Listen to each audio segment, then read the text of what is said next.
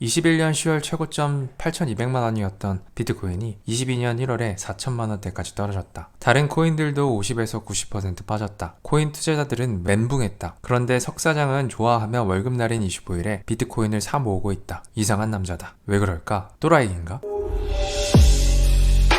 비트코이너 석 사장입니다. 코인 가격이 떨어져서 억장이 무너지고 있으시죠? 손발이 덜덜 떨릴 수도 있겠네요. 2018년 박상기의 난 때 저도 그랬습니다. 마이너스 80%를 찍었죠. 그때는 존버밖에 답이 없었습니다. 하지만 2022년은 존버를 넘어서 25일에 월급 플러스 월급의 수익인 100만원에서 200만원으로 비트코인을 사 모으고 있습니다. 다른 사람들과 반대로 할 수 있는 용기가 있었죠. 투자에는 이런 말이 있죠. 가격이 떨어져서 남들이 팔 때 나는 사고, 가격이 오르면 남들이 살 때 나는 팔면 된다고요. 근데 이거 개소리입니다. 개 어려워요. 마이너스 파란불 들어올 때 손실을 감수하고 사는 사람은 평범한 사람이 아닙니다. 저도 평범한 사람이지만 제가 이렇게 할 수 있었던 것은 비밀을 알고 있었기 때문입니다. 화폐와 돈의 숨겨진 비밀입니다. 아내에게 돈과 화폐에 대한 다큐멘터리 한 편을 카카오톡으로 공유해줬습니다. 지금 우리가 알고 있는 돈은 두 가지 종류로 나눠져요. 이것을 알고 모르냐에 따라서 점점 부자가 되고 점점 거지가 되는 갈림길로 나눠질 거예요. 같이 봤으면 좋겠어요. 이렇게 말하면서 추천해 주었습니다. 돈과 화폐의 차이점을 알고 있으신가요? 영어로 돈은 money이고 화폐는 currency입니다. 엄연히 뜻과 쓰임이 다릅니다. 이전에는 비슷하게 쓰였지만 1971년 금본위제가 폐지되면서 의미가 완전히 달라졌습니다. 금본위제를 쉽게 말하자면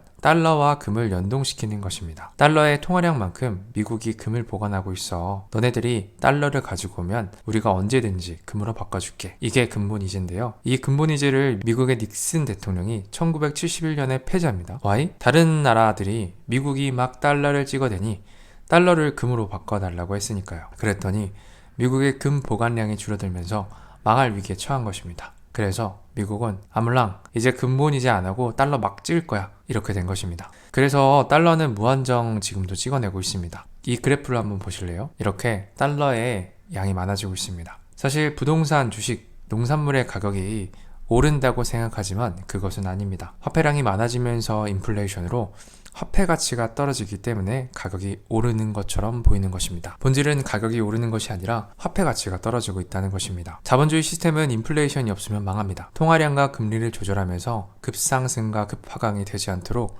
조절하는 것이죠. 이것이 정부의 역할입니다. 20년 전 2002년에 짜장면 한 그릇의 가격은 3,000원이었습니다. 지금 한 그릇에 6,000원이죠. 두 배가 올랐습니다. 이 뜻은 20년 전에 하나 100만 원이 있었다면 두 배가 줄어서 50만 원의 가치가 된다는 뜻입니다. 짜장면 30그릇을 먹을 수 있었는데 지금은 15그릇만 먹을 수 있게 되니까요. 여기서 중요하게 알아야 할 것이 화폐와 돈의 차이입니다. 화폐는 자본주의에서 교환을 가능하게 하는 매개체, 휴대성, 내구성, 분할성을 가지며 돈을 대체해서 사용할 수 있어야 함, 가치 저장 못함, 이런 특징을 가지고요. 교환을 해야 하기 때문에 일정한 가치를 유지해야 되면서 교환이 필수적인 요소입니다. 예를 들면 원화, 달러, 유로화 등이 되겠죠. 돈은 화폐의 특성 플러스 가치 저장의 기능이 있습니다. 교환이 가능하고 가치가 일정하게 유지되지 않고 등락을 하고, 하지만 자산으로서의 가치를 저장합니다. 예를 들면 금, 은, 비트코인이 되겠네요. 20년 전에 제가 하나 100만 원을 통장에 보관해 두었으면 50%를 손해볼 것입니다.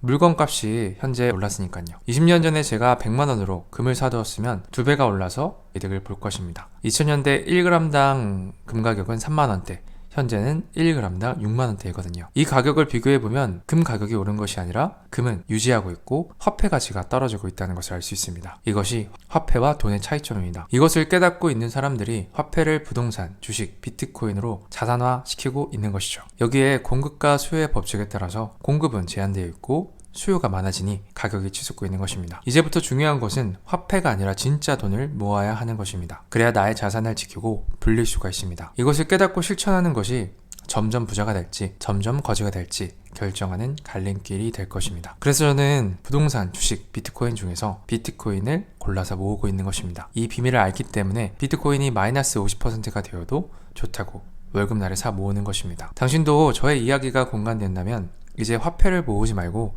진짜 돈을 모아보세요. 그리고 그것이 비트코인이면 저는 더 좋다고 생각합니다.